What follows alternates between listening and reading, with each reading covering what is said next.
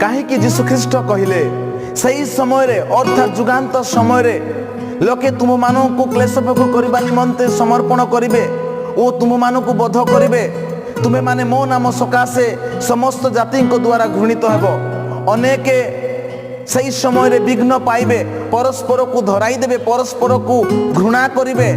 तुम्हें माने पिता माता भ्राता आत्मीय ओ बंधु बांधव मानक द्वारा समर्पित हेब। भ्राता भ्राता को पिता पुत्र को समर्पण करेंगे।